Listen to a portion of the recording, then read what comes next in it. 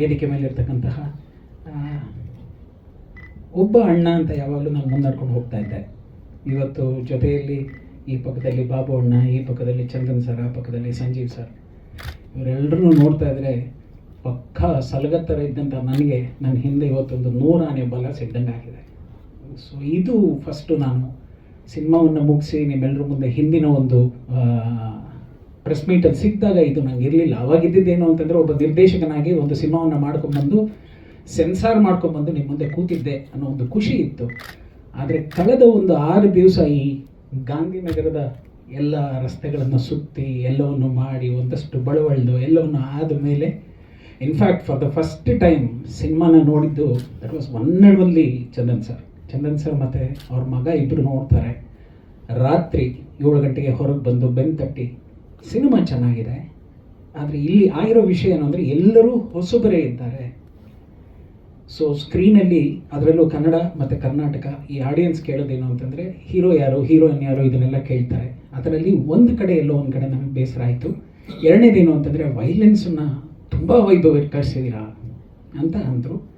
ನಾನು ಕೇಳಿದ್ದು ಒಂದೇ, ಸಿನಿಮಾ ನಿಮಗೆ ಡೈಜೆಸ್ಟ್ ಆಯಿತಾ, ಸಿನಿಮಾ ನಿಮಗೆ ಇಷ್ಟ ಆಯಿತಾ? ಓ ಚೋಡೋ ರವಿ ಬಾಯಿ ಬಹುತ ಚಾಯ್ ಅಂತ ಅಂದರು. ಆ ಖುಷಿ ಅವ್ರ ಮುಖದಲ್ಲಿ ನೋಡಾದ್ಮೇಲೆ ಅವ್ರ ಹತ್ರ ನಾನು ಕೇಳಿಕೊಂಡೆ, ನನ್ನ ಈ ಸಿನಿಮಾವನ್ನು ಹೇಗಾರು ಮಾಡಿ ಪರದೆ ಮೇಲೆ ಬರಲಿಕ್ಕೆ ನಂಗೆ ಸಹಾಯ ಮಾಡಿಕೊಡ್ತೀರಾ ಅಂತ ಕೇಳಿಕೊಂಡೆ. ಅಲ್ಲಿಂದ ಇಲ್ಲಿವರೆಗೂ ಒಂದು 6 ತಿಂಗಳ ಕಾಲ ನಮ್ಮ ಈ ಹೋರಾಟ ಸೆಣಸಾಟ ಎಲ್ಲವೂ ನಡ್ಕೊಂಡ್ಬಂದಿದೆ. ನನ್ನ ಮತ್ತು ಚಂದನ್ ಸರ್ ಮಧ್ಯೆ ಇದ್ದಂತಹ ಒಂದು ಸಂಬಂಧ ಏನು ಅಂತಂದರೆ 97ರಲ್ಲಿ ಬಿಡುಗಡೆ ಆದಂತಹ ಒಂದು ಪೊಲೀಸ್ ಸ್ಟೋರಿ ಅನ್ನೋ ಒಂದು ಸಿನಿಮಾ. ಆ ಸಿನಿಮಾವನ್ನು ಚಂದನ್ ಸರೇ ರಿಲೀಸ್ ಮಾಡಿಕೊಟ್ಟಿದ್ದು. ಆವಾಗ ನಾನು ನೋಡಿದಂತಹ ಚಂದನ್ ಸರ್ ಅದಾದಮೇಲೆ ಪ್ರಾಯಶಃ ಒಂದು 30 ವರ್ಷ ಆದಮೇಲೆ ನನ್ನನ್ನು ಆ ಒಂದು ಬಾಗಿಲು ಕರ್ಕೊಂಡು ಹೋಗ್ಬಿಟ್ಟಿದ್ದು ಯಾರು ಅಂತಂದರೆ ದಟ್ ವಾಸ್ ಬಾಬು ಸರ್ ಹತ್ರ ನಾನು ಕೇಳಿಕೊಂಡೆ ಏನು ಮಾಡ್ಬೋದು. ಯಾಕೆಂತಂದರೆ ನಾವು ಹೊಸದಾಗಿ ಬಂದಿದ್ದೇವೆ, ಹೊಸದಾಗಿ ಅಂಬೆಗಾಲಿಟ್ಟು ಈಗ ಈ ಪ್ರೊಡಕ್ಷನ್ ಅನ್ನೋದೇನಂತಾರೆ ಅದಕ್ಕೆ ಬಂದಿರಬೇಕಾದ್ರೆ ಏನು ಮಾಡಬೇಕು. ಯಾಕೆಂತಂದರೆ ಯಾವಾಗ ಏನಂದರೆ ಬಾಬು ಸರ್ ಅನ್ನೋ ಒಂದು ಜೀವ ಏನು ಅಂತಂದರೆ ಯಾರೇ ಬರಲಿ ಏನೇ ಮಾಡಲಿ ಅವ್ರು ಎಂಥವರೇ ಆಗಿರಲಿ ಅವ್ರಿಗೊಂದು ಒಳ್ಳೆಯ ದಾರಿಯನ್ನು ತೋರಿಸ್ಕೊಡುವಂತಹ ಒಂದು ಸಹೃದಯ ನಿರ್ಮಾಪಕ. ಸೊ ಫಸ್ಟು ನಾನು ಅವರು ಚಂದನ್ ಸರ್ಗೆ ತೋರಿಸಿದ ನಂತರನೇ ಮಾರನೇ ದಿವಸ ನಾನು ಬಾಬು ಸರ್ ಹತ್ರ ಹೋಗಿದ ತಕ್ಷಣ ಹೀಗಿದೆ, ನನಗೇನಾದ್ರು ಒಂದು ಮಾತನ್ನು ಹೇಳ್ಬೋದಾ, ಚಂದನ್ ಸರ್ಗೆ ತೋರಿಸಿದೆಯಮ್ಮ, ತೋರಿಸು ಅಂತ ಹೇಳಿದ್ದು ಅವರೇ, ತೋರಿಸಿದೆಯಮ್ಮ ಆದಮೇಲೆ ತೋರಿಸಿದೆ ಅಂತಂದೆ. ಅದಾದಮೇಲೆ ಅವರು ಮಾತಾಡಿ ಒಂದು ಹಂತದವರೆಗೂ ಎಲ್ಲವನ್ನು ತರ್ತಿರ್ಬೇಕಾದ್ರೇ ನನಗೆ ಸಂಜೀವ್ ಸರ್ ಅವರ ಪರಿಚಯ ಆಗುತ್ತೆ. ಅದು ಕೂಡ ನನಗೆ ಮಾಡಿಕೊಟ್ಟಿದ್ದು ಬಾಬು ಸರ್. ಅವ್ರು ಹೇಳಿದ್ದೇನು ಅಂತಂದರೆ ಎಲ್ಲರೂ ವೈಲೆನ್ಸ್ ಅಂತ ಇದ್ದಾರೆ, ಒಂದು ಸತಿ ನಿನ್ನ ಸಿನಿಮಾವನ್ನು ಇವ್ರಿಗೆ ತೋರಿಸು, ಅವರು ತುಂಬಾ ಅನುಭವಿ, ಅವರು ಸಿನಿಮಾವನ್ನು ಒಂದ್ಸರಿ ನೋಡಲಿ ಅಂದಾಗ ಪ್ರೊಜೆಕ್ಷನ್ ರೂಮಲ್ಲೋ ಅಲ್ಲೋ ಇಲ್ಲೋ ನಾನು ಎಲ್ಲೂ ತೋರಿಸ್ದೆ. ನಮ್ಮ ಒಂದು ಪೆನ್ ಡ್ರೈವಲ್ಲಿ ನಾನು ಇಡೀ ಸಿನಿಮಾವನ್ನು ಹಾಕ್ಕೊಂಡು ಹೋಗಿ ನಾನು ಸಂಜೀವ್ ಸರ್ ಮನೆಯಲ್ಲಿ ಬೆಳಗಿನ ಜಾವ 8 ಗಂಟೆ 8:15ಗೆ ಅಕ್ಕಿ ರೊಟ್ಟಿ ಕೊಟ್ಟರು, ಎಲ್ಲವೂ ಆಯಿತು, ಕಾಫಿ ಕುಡಿದ್ವಿ, ಎಲ್ಲವನ್ನು ಮಾಡಿ ಸಿನಿಮಾವನ್ನು ಸ್ಟಾರ್ಟ್ ಮಾಡಿ ಕರೆಕ್ಟಾಗಿ 10:00ವರೆಗೆ ನಾನು ಒಂದು ಮಗುವನ್ನು ನೋಡಿದೆ. ಮಗು ಅಂತಂದರೆ ಅವರಿಗೆ ಆ ಜೀವಕ್ಕೆ ಅಷ್ಟು ವೃದ್ಧಾಪ್ಯದಲ್ಲಿದ್ದರೂ ಕೂಡ ಎಲ್ಲವೂ ಆಗಿದ್ರೂ ಕೂಡ ಎದ್ದು ನಿಂತು ಚಪ್ಪಾಳೆ ತಟ್ಟಿ after 20 years I saw K V Raju on screen ಅಂತಂದ್ರು. ನನಗೆ ಗೊತ್ತಿಲ್ಲದೇನೋ ಎಲ್ಲೋ ಬಂದು ಗುರುಗಳು ಕನೆಕ್ಟ್ ಆದ್ರಲ್ಲ ಅಂತ ಅಂದ್ಬಿಟ್ಟು ನಿಜಾನಾ sir, are you happy sir ಅಂತಂದೆ. ನೋ ರವಿ, ಎಲ್ಲೂ ಕೂಡ ನೀನು ಒಂದು ಕಡೆ ಬ್ರೀತ್ ಮಾಡೋಕ್ಕೂ ಒಂದು ಸಣ್ಣ ಕಣ್ಣು ಒಂದ್ಸಲಿ ಮಿಡ್ಕಕ್ಕೆ ಕೂಡ ನೀನು ಅವಕಾಶ ಕೊಟ್ಟಿಲ್ಲ, ಸಿನಿಮಾನ ಹಾಗೆ ಕರ್ಕೊಂಡೋಗಿದ್ಯಾ, ತುಂಬ ಜೋರವಾಗಿದೆಪ್ಪ ಅಂತಂದರು. ಈಗ ನಾನು ಕೇಳೋದೇನು ಅಂತಂದರೆ ಆ ಒಂದು ಇದರಲ್ಲಿ ಇದ್ದಂತಹ ಆ ವ್ಯಕ್ತಿಗೂ ಕೂಡ ಆ ಸಿನಿಮಾ ಎಲ್ಲೋ ಒಂದು ಎಮೋಷ್ನಲ್ ಕಂಟೆಂಟ್ ಆಗಿ ಎಲ್ಲೋ ಒಂದು ಕ್ಲೈಮ್ಯಾಕ್ಸಲ್ಲಿ ಹೋಗಿ ಟಚ್ ಮಾಡಿದೆ ಅಂತಂದರೆ ಖಂಡಿತವಾಗ್ಲೂ ಅಲ್ಲಿ ನಾನು ಹೊರಗಡೆ ಬಂದು ಬಾಬು ಸರ್ ಫೋನ್ ಮಾಡ್ತೀನಿ, ಅಣ್ಣ ಅವ್ರ ಪಿಕ್ಚರ್ ನೋಡಿದ್ರು, ತುಂಬ ಖುಷಿಪಟ್ಟರು, ಬಟ್ ಏನಾಗುತ್ತೆ ಕೆಲವರು ಏನು ಅಂದರೆ ನಮ್ಮ ಮುಂದೆ ಒಂಥರ ನಗ್ನಗ್ತಾ ಮಾತಾಡ್ತಾರೆ, ಹಿಂದ್ಗಡೆ ಒಂಥರ ಬೇರೆ ಥರ ಮಾತಾಡಿರ್ತಾರೆ.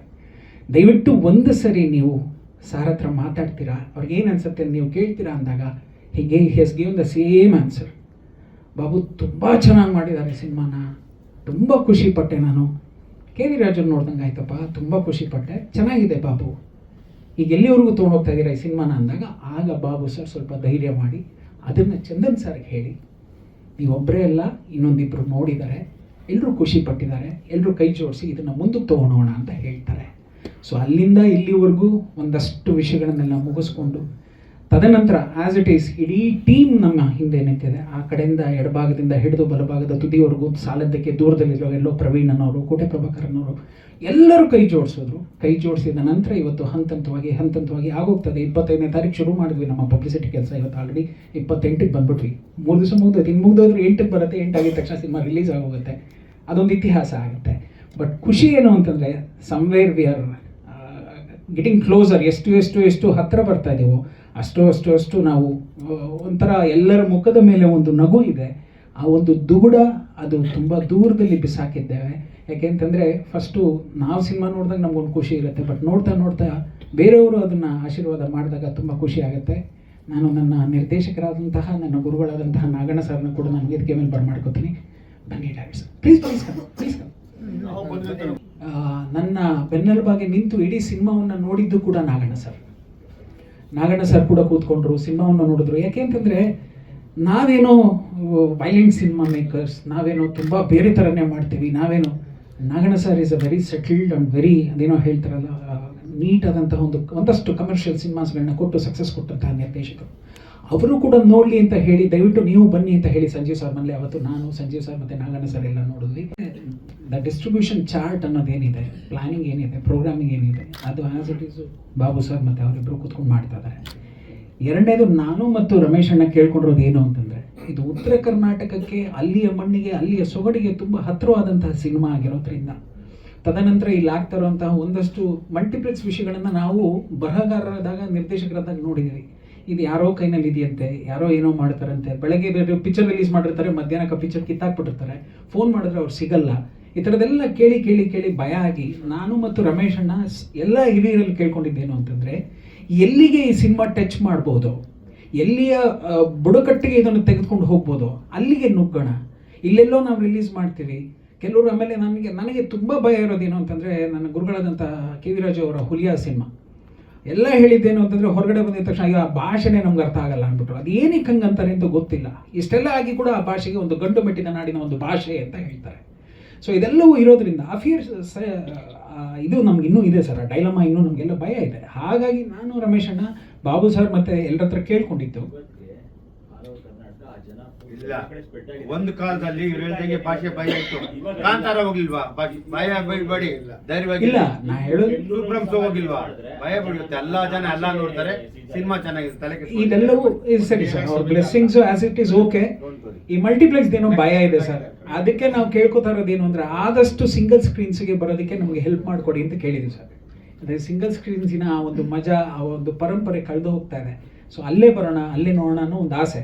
Let them sit and plan sir. ಈಗ ನಾನು ಹೇಳಿದ್ನಲ್ಲ, ಆ ಕಡೆ ಅವರಿದ್ದಾರೆ, ಈ ಕಡೆ ಬಾಬು ಅಣ್ಣ ಕೂತ್ಕೊಂಡಿದ್ದಾರೆ, ಈ ಕಡೆ ಚಂದನ್ ಸರ್ ಇದ್ದಾರೆ. ಸೊ ಇಲ್ಲಿವರೆಗೂ ಬಂದಾದ್ಮೇಲೆ ಸರಿ ಇದನ್ನೂ ಕೂಡ ನೀವೇ ಮಾಡಬೇಕು ಅಂತ ಹೇಳಿದ್ರು.